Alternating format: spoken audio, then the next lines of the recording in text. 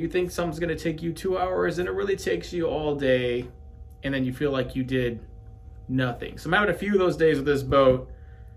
Some things they're just completely out of my control, as you will see. We did have some good successes. We also had some pretty big fails, specifically with a pour foam and with some of the residual comments I'm getting throughout the chatter of the TV Nation, like, you know, kind of grapevine throughout all social media platforms. The pour foam quality through multiple brands is a little questionable. We're wondering what's happening there. If anybody could shed some light on it, I would appreciate your comments and your expertise. But stay tuned, here's the video, starting now. First off, we're gonna finish lighting up the wires. We only have to run a few here for the main lights. I had a whole really cool video skit on how I pushed through and I made the LED strips out of cheap wiring from Amazon, and how I heat shrinked it all, and then how I ran wire grommets throughout the entire compartments to hide them inside the double walls.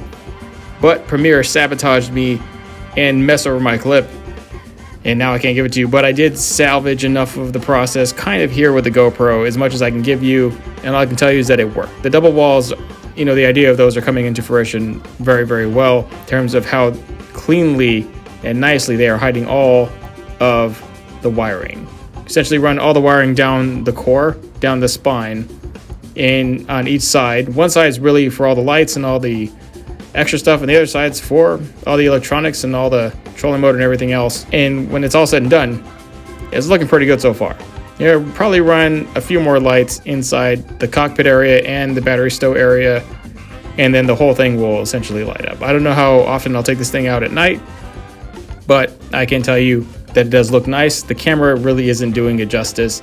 We are also going to be redoing the drop-in panel. It's going to be an all new modified version of that. It'll be the easiest one ever. So stay tuned for that, and that's coming up. That centerpiece there, we got to box that in there. One of the things we need to do, like we did to the front, is make these last two back areas for the pour foam, to where if water just swamps the back, it's really not going to be able to do anything. I mean, one of the easiest ways to capsize a boat this small with no real displacement is, you know, the back just gets flooded or a corner gets flooded. But if you pour foam in strategic sections, like in, you know, the very, very back left and right and the very front left and right of the boat, if water just swarms the boat, it's still really hard to sink that boat. Not to mention all the foam we stuck in the subfloor, which wasn't initially there.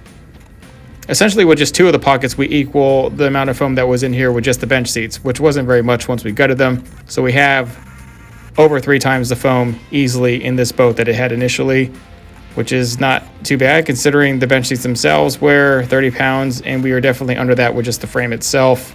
But it's getting heavier as we go on, the more stuff we add, especially when we add the deck, which is the almighty adder of weight. We will be getting to that for sure. But right now we're just going to seam this all up and get ready, run the drain tubes to, you know, bleed out any sort of excess stacked water, because you can't stop water from flowing underneath the deck, but you can drain it out with strategically placed tubes. We also finished up the other side of the rod locker, which was not so bad. Less tubes, but bigger tubes, including one giant big one for my swim bait rods.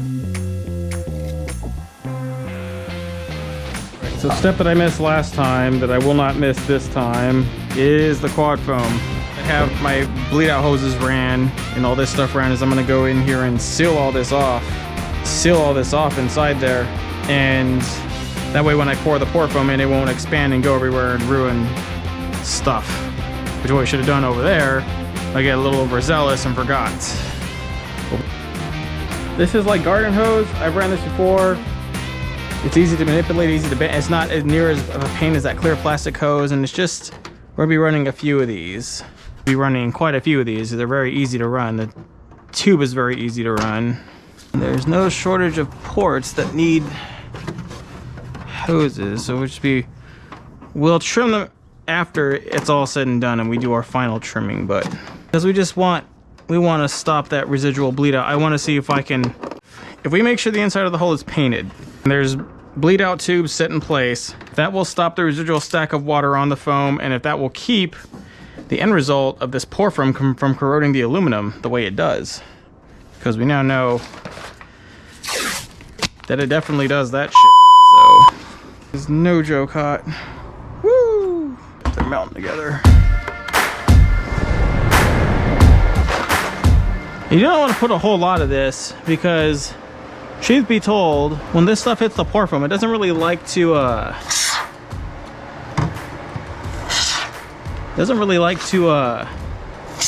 seal. I don't know if that makes any sense. The pour foam doesn't really like to stick to it.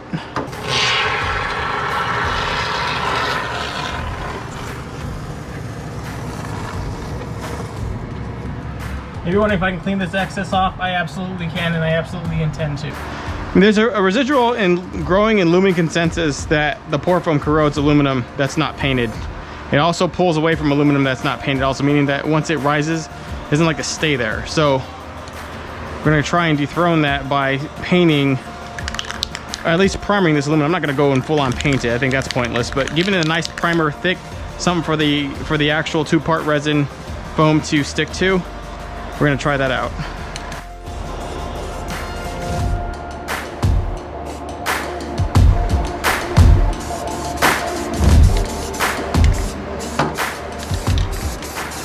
All right, it's time, guys. It's time to pour the foam. We have the bleed tube here. Honestly, that should really run into there. We have the live well inlet for the portable live well inlet right there. The stupid can exploded, so that's why all that mess is down there, but once it dries, I'll be able to scrape it off. I did this last time, and it was pretty successful. We sell this stuff on the website. It's like from US Composites, and it's different. Like Total Boat absolutely does better in cold weather, absolutely without a doubt. But right now, I'm telling you, in hot weather, it freaking explodes, and I'm kind of terrified to do this, which is why I wish that I would have just had my crap together and done this earlier. And I did not have it together, and now it's too late. We're beyond the point of no return. So we are going to go ahead and put, I think, we're gonna do 40 ounces in this one and see where it gets us. Stupid. Man. This heat is ruining my garage. There's a point in time where the tools just, and everything just doesn't want to work right. Nothing. You can't paint nothing, can't do anything. It's just disgusting. Horrible. You got a climate controlled shop here in Havasu. I don't know how you get anything done. Let's do 32. 32, man, 32. And then if you can, before it's too late, do this. And then before it's too late, start pouring it. Ah! Oh, it's working. It's working.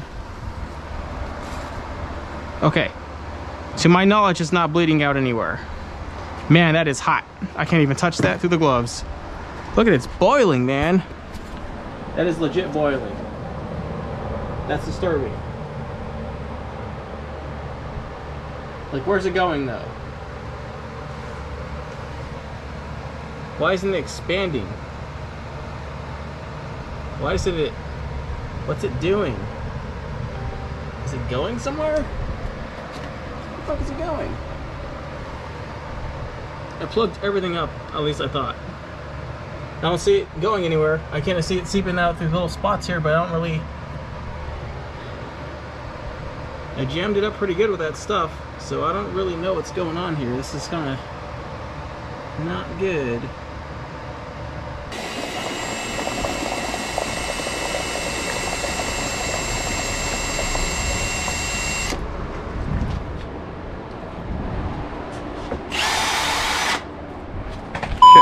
Shit.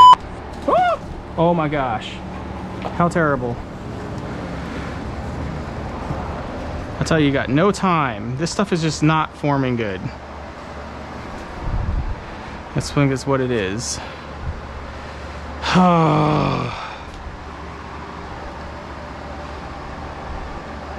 Is it boiling? It's so weird. It's just like boiling.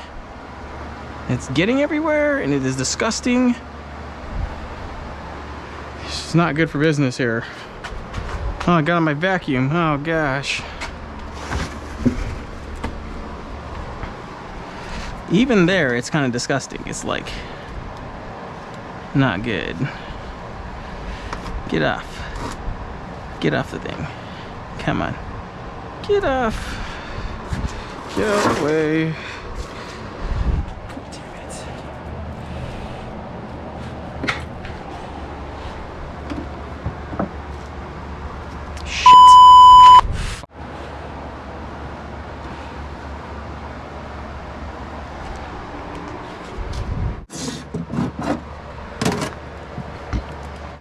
40 ounces should have totally done it. I mean, even in the overall expansion inside, and generally this overflows. It's just not doing it. It's a 1-to-1 mix ratio. I mean, what the fuck? See, it does make me feel a little better, because when I was botching that area back there, because I forgot to seal the bottom, and it did this, I just really thought a bunch of it ran in there, but really what tells me this from this is not that much got down into the crevice, only a little bit. So that is whatever it is. All right, so we know that this foam is just not going to convert over to what we needed to convert over to. So we're just gonna fill in these gaps with regular styrofoam, and then we'll pour around the styrofoam to kind of solidify, but we're really not going to get the desired effect we want to, especially those drain tubes are fairly useless now. So I don't know what to say, but we are going to try and fill some of these voids with this foam. Just like that. Press for time. We got that foam. It was from Amazon. We don't really know how long it was sitting on the shelf or not it expired. I mean, all kinds of crap we don't know. I have no idea, but I mean, I've been hearing that there are foam issues across the board. We've been getting complaints from customers saying their foam just came back all shitty. And this from different manufacturers. It wasn't even total about somebody else. So we wonder what the heck the problem is even, you know, with if there's anything we can even do about it.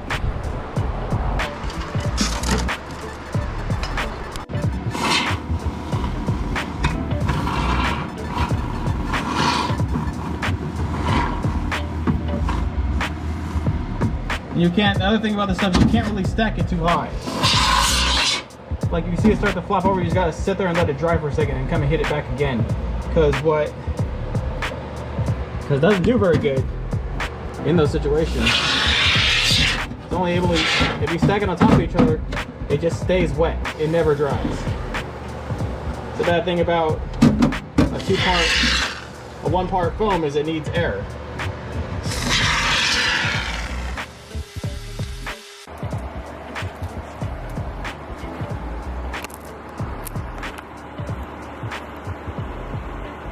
What the frick, man, is this bullshit?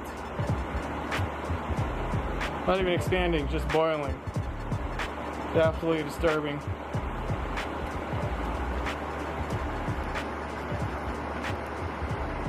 It's disgusting. It's a waste of money.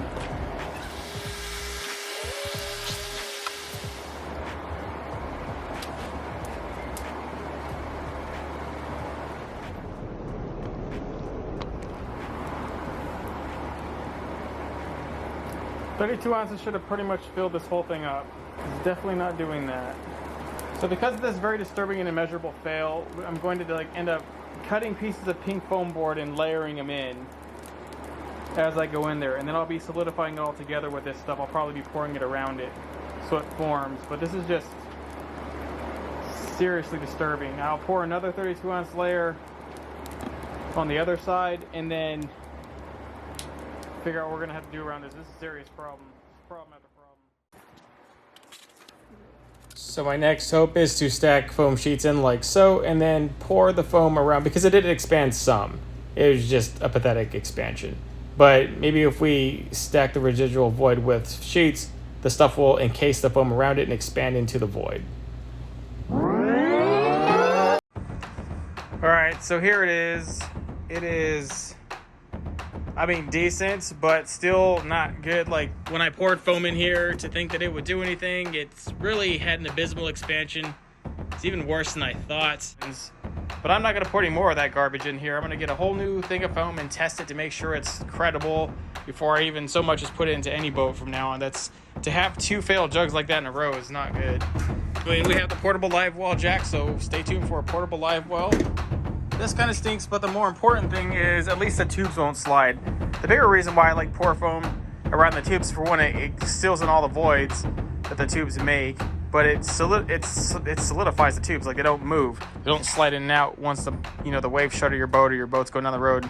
All of a sudden you come out and the tube's like hanging out here. You don't have to worry about that. So the pour foam did do that, and it kind of did whatever it was going to do for the rest. It's like a darn rock. The boat is now going to be heavier because of this pour foam fail, because I'm going to have to put in more actual good foam. After I've stuck in this stuff, I mean, the expansion, I don't know what we're actually getting, but the reason we use 2 pound is because of the seriously dense expansion per weight volume. So this is more like 6 pound density, like pathetic density. It's not good. Next, we will be skinning the frame, putting in the rest of the turf, all up in here and along the side walls and up in there. And so that's going to look all very nice and clean. Can't wait to see how that looks. Then we're going to be tying in the deck. And then really it's just a matter of running in all the wires and foam. We are having a very special battery coming for this boat that is super lightweight and is going to power the whole thing. Trolling motor and accessories included. So stay tuned for that. And stay tuned for a little bit of the cool tricks and stuff we have up our sleeve here for the back here.